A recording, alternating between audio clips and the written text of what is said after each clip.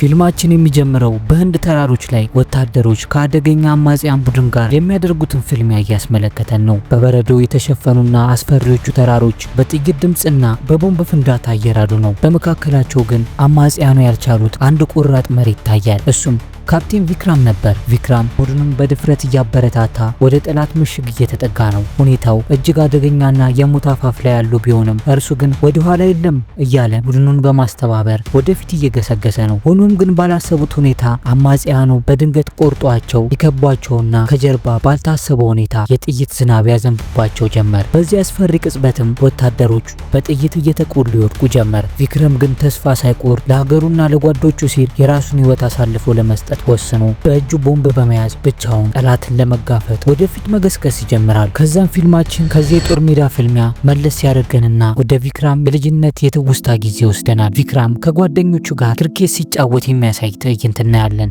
ገና በልጅነቱ ማንንም የማይፈራ ጨዋ፣ ጠንካራና ጓደኞቹ እምነት የሚጥሉበት አይነት ልጅ ነው። አንድ ቀንም እንደለመደው ከጓደኞቹ ጋር እየተጫወተ ባለበት ጊዜ ኳሳቸው በአካባቢው ባሉ አስቸጋሪ ወንዶች እግር ስር ሄዳ ትገባባቸዋለች። የቪክራም ጓደኞችም ኳሷን ለማምጣት ሲሄዱ ጉልበተኞቹ እየመቷቸውና እያስፈራሯቸው ኳሳቸውን ሊሰጧቸው አልቻለም። በመጨረሻም ቪክራም ወደ እነርሱ ሄዶ ኳሱን በጸባይ እንዲሰጡት ይጠይቃቸዋል። እነርሱም ሊያስፈራሩት ሞከሩ። ቪክራም ግን አልተንበረከከም። ይልቁኑ በድፍረት በጠረባ ዘርሯቸው ኳሱን ይዞ ለጓደኞቹ አስመለሰም። ይህን ድርጊቱን አባቱ ይሰማና እባክህ ልጄ፣ እኔ እዚህ ሰፈር ተከብሬና ተፈርቼ የምኖር ሰው ነኝ። አሁን አንተ ከጉልበተኞች ጋር እየተደባደብክ ጭንቅ ውስጥ አትክተተኝ ይለዋል። ነገር ግን ቪክራም አባቴ ጥፋተኞቹ እኮ እነርሱ ናቸው፣ እኔ ደግሞ ለማንም አልንበረከክም በማለት በጽናት ይመልስለታል።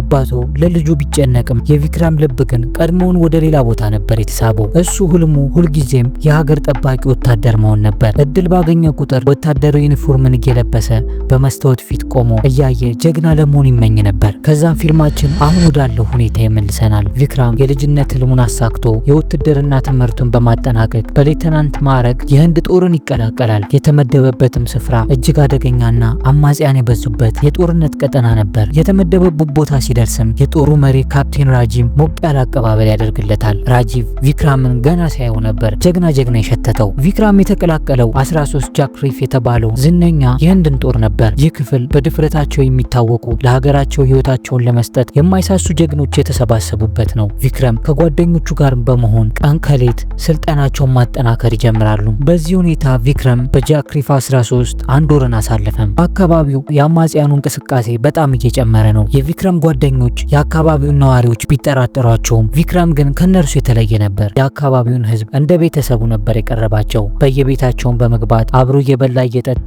ችግራቸውንም በመካፈል የሁሉም ልብ ውስጥ ገባ።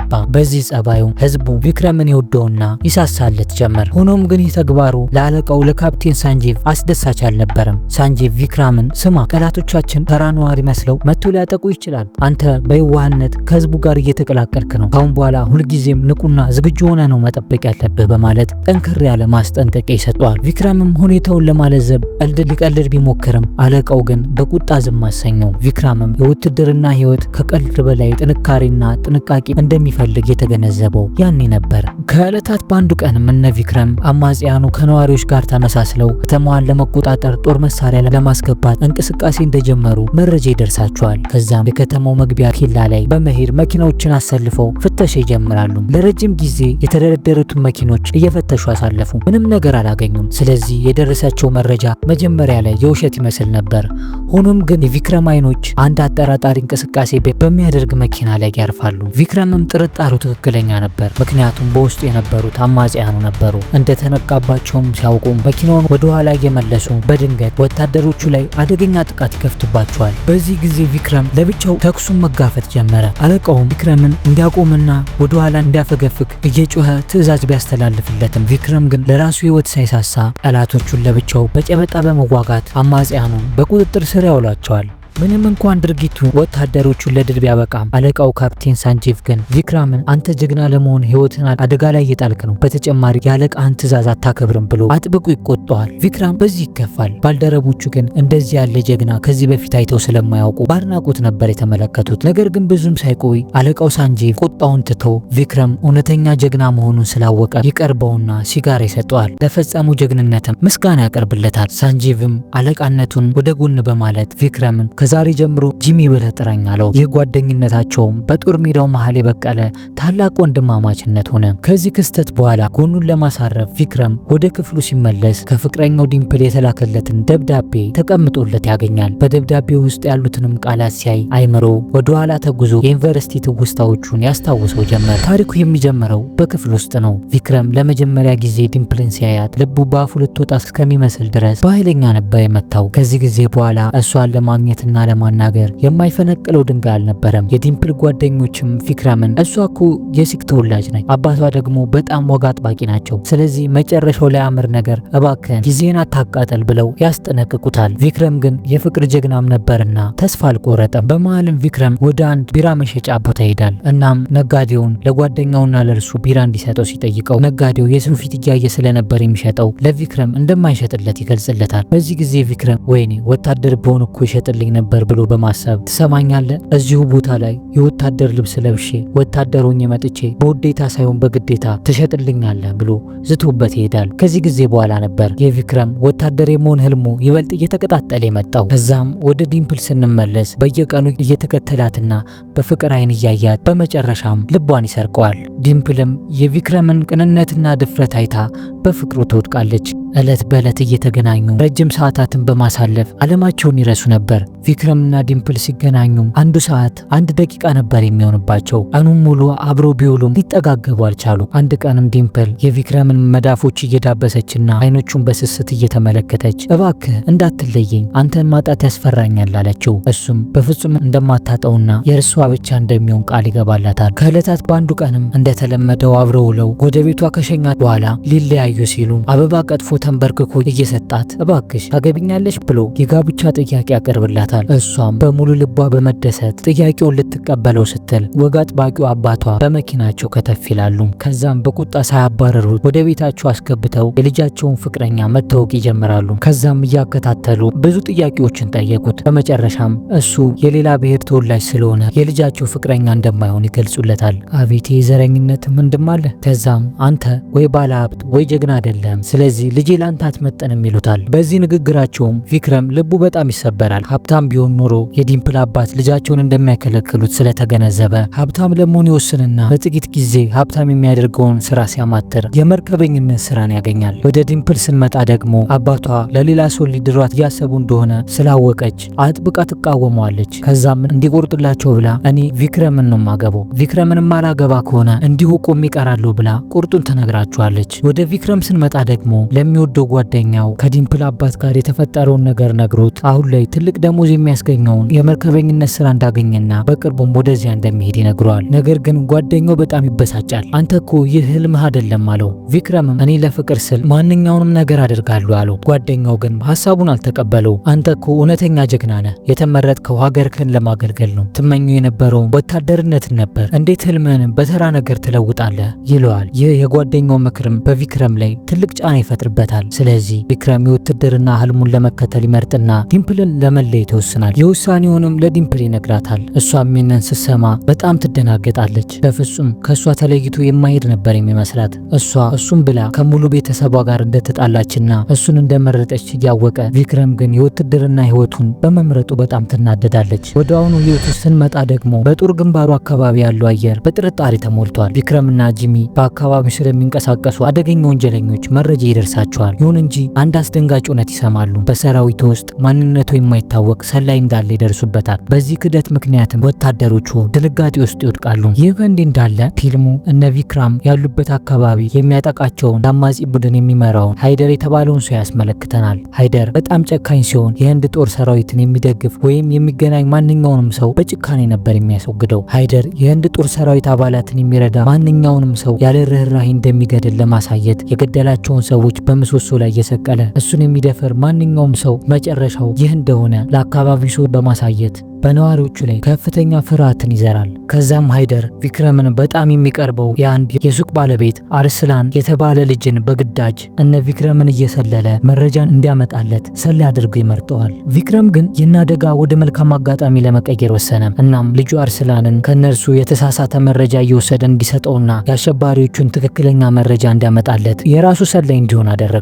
በሌሊትም ቪክረም ከባልደረባው ባንሲ ጋር በአካባቢው ቅኝት እያደረጉ ሳለ ወዳጁ ባንሲ አዲስ ስለተወለደችለት ልጅ ይነግረዋል። ቪክረምም ጓደኛው ልጅ በማግኘቱ በጣም እንደተደሰተና የትምህርት ወጪዋን ሙሉ ለሙሉ እሱ እንደሚሸፍን ቃል ይገባለታል። ባንሲም በዚህ በጣም ይደሰታል። በዓል ደርሶ እረፍት እስከሚያገኙና ልጁን ለመጀመሪያ ጊዜ ለማየት ምን ያህል እንደጓጓም ለቪክረም ይነግረዋል። ከዛም በዚህ መሃል የሱቁ ባለቤት ወደ ቪክረም ይመጣል። ከዛም ባለ ሱቁም ጨካኙ ሃይደር መንደራቸው ላይ ጥቃት ሊፈጽም በማቀዱ ህይወታቸው አደጋ ላይ እንደሆነና በህይወት ለመትረፍ የነ ቪክረም እርዳታ በጣም ስለሚያስፈልጋቸው እባካቸው አድኑን እያለ ይማጸነዋል።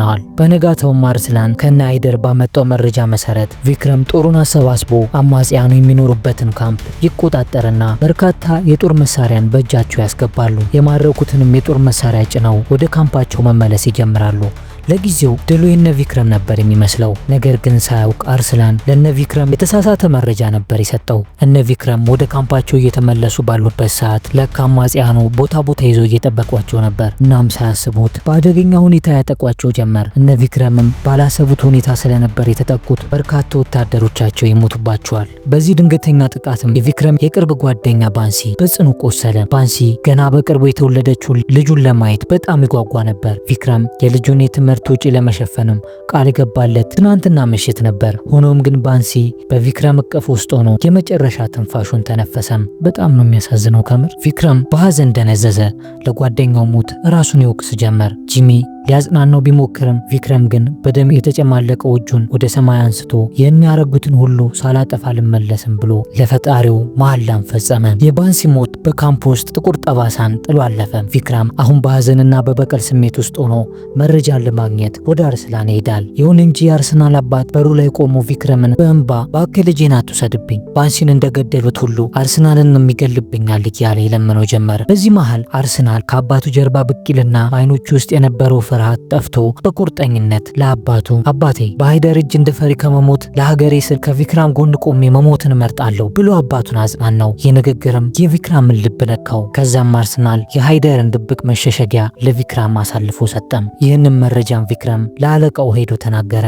አለቃውን ቪክረምን እንን ተልእኮ እንዲመራ አዘዘው። ቪክረም ይህ ለባንሲና ለሀገር የምትበቀልበት ጊዜ ነው አለው። ቪክረምም ቡድኑን በጨለማ ይዞ እንደ ጥላ በዝምታ እየተሳቡ ወደ ሃይደር ምሽግ ተቃረቡ። የሌሊቱ ውርጭና የተራራው ገደል አደገኛ ቢሆንም በቪክረም ልብ ውስጥ የሚነደው የበቀል እሳት ግን መንደዱን አላቆመም ነበር። ጥቃቱን በድንገት ጀመሩ። በምሽጉ ውስጥ የነበሩት አማጽያን ሳይነቁ እነ ቪክረም ጥይቶችን አዘነቡባቸው። ቪክረም በሞትና በህይወት መካከል ያለውን ጠባብ መስመር እየረገጠ ጓዶቹን ይዞ ወደፊት ገሰገሰ። ሙሉ ወታደሮችም በቪክረም ድፍረት ተደንቀው በከፍተኛ ወኔ ተከተሉት። ፍልሚያው እጅግ አስፈሪ ነበር። ቪክረም በገዛ እጁ ብዙዎቹን የአማጽያን መሪዎች እየጣለ ወደ ዋናው ጠላት ሃይደር ተቃረበ። በመጨረሻም ሃይደር ሊያመልጥ ቢሞክርም ቪክረም ግን እንደ አንበሳ ተከታትሎ ያዘው። በዚያች ቅጽበትም ቪክረም እጁ ላይ የሞተበትን የባንሲን ፊት አስታወሰ። በመጨረሻም በታላቅ ጀግንነት ሃይደርን እስከ ወዲያኛው ወደ ገሃነም ሸኘው። በአካባቢው የነበሩ ንጹሃን ዜጎችም ከሃይደር የጭቆና አገዛዝ ነጻ ወጡ። ቪክረም በአንድ ቀን መላውን ክፍለ ጦር ያስደመመ ጀግንነት ፈጸመ። ስሙ በኩራት መጠራት ጀመረ። ወደ ተረፉት አማጽያን ስንመጣ ደግሞ አካባቢያቸውን ለቀው ወደ በረዶማው ተራራ በመውጣት የበቀል ምሽጋቸውን መቆፈር ጀመሩ። ወደ ቪክረም ስንመለስ ከአደገኛው የጦር ሜዳ ውጥረት ወጥቶ ለጥቂት ቀናት ረፍት ወደ ቤቱ ይመለሳል። ሆኖም ግን የጠበቀው ደስታ ሳይሆን የዲምፕል ኩርፊያ ነበር። ቪክረም ከሷ ርቆ ለረጅም ጊዜ በመቆየቱና ለራሱ ህይወት ባለመጨነቁ ዲምፕል በሐዘንና በቁጣ ተሞልታ ጠብቀዋለች። ቪክረም በፈገግታና በቀልድ ሊያባብላት ቢሞክርም ዲምፕል ግን በቀላሉ አልተሸነፈችም። በመጨረሻም ግን ልቧ በናፍቆት ዝሎ ስለነበር ቪክረምን ይቅርታ ታደርግለታለች። ከዛም ወደ ቤተ መቅደሳቸው ትወስደዋለች። እዚያም በአምላካቸው ፊት ቆመው በሚስጥር ጋብቻቸውን ይፈጽማሉ። ከዚህ በኋላ ቪክረም መላ ህይወቱን ከሷ ጋር ለማሳለፍ ቃል ይገባላታል። ዲምፕልም ድንጋጤና ደስታ ተቀላቅሎባት የምትመልስለትን አጣች። ያ ምሽት በውብ ቦታዎች እየተዘዋወሩ በፍቅር ዓለም የሰመጡበትና ራሳቸውን የረሱበት የህይወታቸው ጣፋጭ ጊዜ ጊዜ ሆነ። በእረፍት ቀናቱም በጣም ጣፋጭ ጊዜያትን ከዲምፕል ጋር አሳለፈ። ሆኖም ግን የሰላም ብዙ አልቆየም። ቪክረም ከቤተሰቦቹ ጋር እያለ በቴሌቪዥን ስለ ክፍለ ጦሩ ጃክ 13 አሰቃቂ መርዶን ሰማ። እንዴ ቴሌቪዥን አሁንም አለ ወይስ የቪክረም ቤተሰቦች የሚኖሩት ጭልጥ ያለ ገጠር ውስጥ ነው? ለማንኛውም ቪክረም በቴሌቪዥኑ የቅርብ ባልደረቦቹ መገደላቸውንና በድንበር አካባቢ ላይ ከፍተኛ ውጥረት መንገሱን ተረዳ። የፍቅር ረፍቱም ወደ ጦርነት ዝግጅት ተቀየረ። እናም ተመልሶ ወደ ግንባር ለመሄድ ሲዘጋጅ ጓደኛው ስጋቱን ይገልጽለታል። ጓደኛው እባክህ ቪክረም ሁኔታው እስኪወርድ ድረስ ወደዛ ቦታ መሄድን አቁም ይለዋል። ቪክረም ግን ወይ የሀገሬን ባንዲራ በኩራት አውለብልቤ እመልሳለሁ፣ ካልሆነም በባንዲራ ተጠቅልዬ ሰማዕት ሆኜ እመልሳለሁ፣ በማንኛውም ሁኔታ ግን እኔ መመለስ አይቀርም ይለዋል። የመለያየቱ ሰዓት ደረሰ። ዲምፕል እንባዋ እየፈሰሰ እንዳይሄድ ብትለምነውም ቪክረም ግን የሀገር ጥሪ ከምንም በላይ መሆኑን አስረዳት። የመጨረሻ መተማመኛ እንዲሆናትም ያገባች መሆኗን የሚገልጸውን የክብር ምልክት ወይም እነሱ ሲንዶር ብለው የሚጠሩትን በጣቱ ግንባሯ ላይ ያደረገላት። ዲምፕል በፍቅርና በሐዘን ተውጣ አጥብቃ አቀፈችው። በፊቷ ላይ ፈገግታ፣ በአይኖቿ ላይ ግን እንባ እየፈሰሰ ጀግናውን ሸኘችው። ቪክረም ግን በተቀናቃኝ ሀገር የታገቱት ወታደሮች በአሰቃቂ ሁኔታ መገደላቸውን ሲሰማ ወኔው እንደ እሳተ ገሞራ መገንፈል ጀመረ። ህንድ ለጦርነት መዘጋጀት ጀመረች። ቪክረምም ለሀገሩ ህይወቱን ለመስጠት ከምንጊዜም በላይ ዝግጁ ሆነ። ቪክረም ወደ ጦር ግንባሩ ተመለሰ። መላው የ13 ጃክ ሪፍ ክፍለ ጦር ለአንድ ዓላማ ለሀገሩ ተሰብስቦ ሲያገኘው ልቡ በሐሴት ተሞላ። ወታደሮቹ ስለ ብቃታቸውና ስለ ድል አድራጊነታቸው ተሰብስበው እየወሩ ሳለ ድንገት ሰማዩ የሚሳኤልና የቦምብ ዝናብን ማዝነብ ጀመረ። የነ ቪክረም ካምፕም በሰከንዶች ውስጥ ወደ አመድነት ተቀየረ። ቪክረምም አጠገቡ የወደቀ ቦምብ በተአምር ሳይፈነዳ በመቅረቱ ለጥቂት ተረፈ። ይሁን እንጂ የቅርብ ጓደኛው ጃሲ በጽኑ ቆስሎ በቪክረም እቅፍ ውስጥ እስከ ወዲያኛው አቀላፋ። ቪክረምም በሐዘን ከመደንዘዝ ይልቅ የጓደኛውን ደም ለመበቀል ጓደኞቹን መሆን ያነሳሳቸው። ጦርነቱ እየተካረረ ሲሄድ አለቃው ለወታደሮቹ የሚስጥር ስም መስጠት ጀመረ። ቪክረምን ሸርሻህ አለው። በእንደኛ የአንበሶች ንጉስ ማለት ነው። ግን ከስሙ ባሻገር የተሰጠው ተልእኮ እጅግ አደገኛ ነበር። በተራራው አናት ላይ የሚገኘውን የመትረፍ እድሉ ዜሮ የሆነውን ምሽግ ከአማጽያኑ ማስለቀቅ።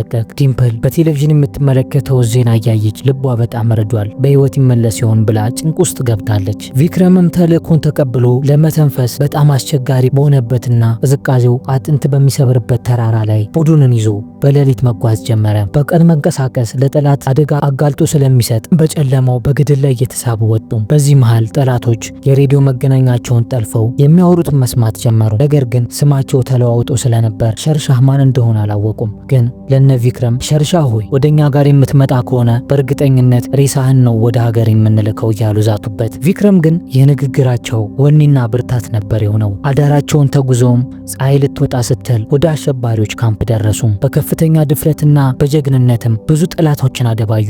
በመጨረሻም የአሸባሪዎቹ ምሽግ ፈረሰ። የህንድ ባንዲራም በተራራው አናት ላይ በኩራት ተውለበለበ። ቪክረምም ከተራ ወታደርነት ወደ ካፒቴን ማዕረግነት አደገ።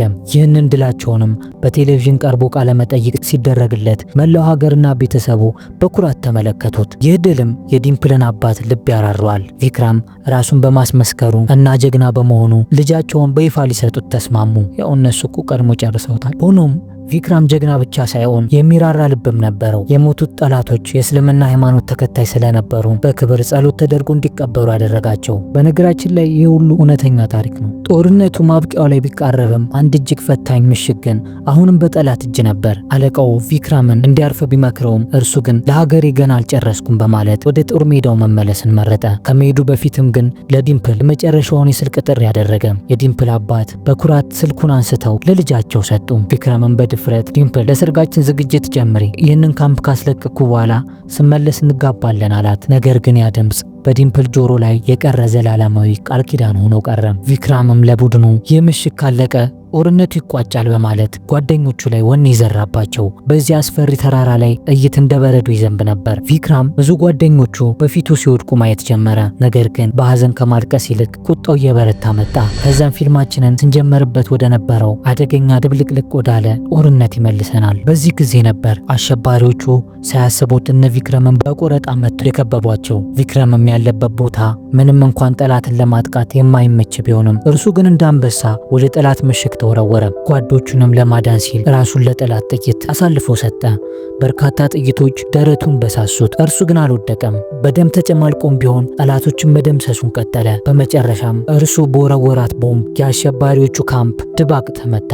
የጠላት ምሽጉ ፈረሰና የሀገሩ ባንዲራ በተራራው አናት ላይ በኩራት ሲውለበለብ አየ። ቪክረምም በደስታ ፈገግ አለ። የተመኘውን ድል አይቷልና የፈጣሪውን ስም እየጠራ የመጨረሻ ትንፋሹን ተንፍሶ እስከ ወዲያኛው አሸለበም። ከዛም ቪክረም በአሳዛኝ ሁኔታ አስከሬኑ በሀገሩ ባንዲራ ተጠቅልሎ ወደ ቤቱ ተመለሰ። መላው የሀገሪቱ ህዝብም መንገዱን ሞልቶ ቪክረም ለዘላለም ይኖር እያለ በእንባ ሸኘው። ቪክረም ቃሉን ጠበቀ። ወይ ባንዲራውን አውለብልቦ ወይም በባንዲራው ተጠቅልሎ ለመመለስ ብሎ ነበርና ስሙም በታሪክ መዝገብ ላይ በወርቅ ቀለም ተጻፈለት። የሀገር ፍቅርና የጀግንነት ተምሳሌትም ሆኖ ለዘላለም መኖር ጀመረም። ቪክረም ይህንን ጀግንነት የፈጸመው ገና በ24 ዓመቱ ነበር። የቅርብ ጓደኛውም ቪክረምን ወደ ውትድርና እንዲሄድ የገፋፋው እሱ በመሆኑ ከፍተኛ ጸጸት ተሰምቶት እንባውን መቆጣጠር አልቻለም። በዚህ እጅግ አሳዛኝ ቅጽበት ፍቅረኛው ዲምፕል ቪክረምን ለመጨረሻ ጊዜ ለማየት እየሮጠች መጣች። የምታየውን ነገር ግን ማመን አቅቷት ሰዎችን እየገፋች ወደ ሬሳው ተጠጋች። ቪክረም የጋብቻ ምልክት የሆነውን ሲንዶር በግንባሯ ላይ የቀባበትንና መላ ህይወቱን ከእርሷ ጋር ለማሳለፍ የገባውን ቃል እያስታወሰች በአስከሬኑ ፊት በጉልበቷ ተንበረከከች። ልቧ ውስጥ ያለው ከባድ ሐዘን ቃላትን ከማውጣት አገዳት። ለቪክረም የነበራት ፍቅር እውነተኛና የማይለወጥ በመሆኑ ቪክረም ከሞተ በኋላ በህይወቷ ሌላ ሰው ላለማግባት ወሰነች። መላ ህይወቷን ለመምህርነት ስራዋና ለቪክረም ትውስታ ራሷን አሳልፋ ሰጥታ ዛሬም ድረስ ቃል ኪዳኗን ጠብቃ በብቸኝነት ትኖራለች። ስለተመለከቱን ከልብ እናመሰግናለን። ይህ ኢትዮ ፊልምስ ከውዬ ጋር የተሰኘው ቻናላችን ሁሌም ማክሰኞ፣ ሐሙስና ቅዳሜ ከምሽቱ 1 ሰዓት ላይ ሁሌም እንደዚህ አይነት ምርጥ ፊልሞችን ወደ እናንተ ያደርሳል። እናንተም ሰብስክራይብ በማድረግ ቤተሰብ ይሁኑ። ምክንያቱም ሰብስክራይብ ካረጉን ሁሌም አብረን ነን።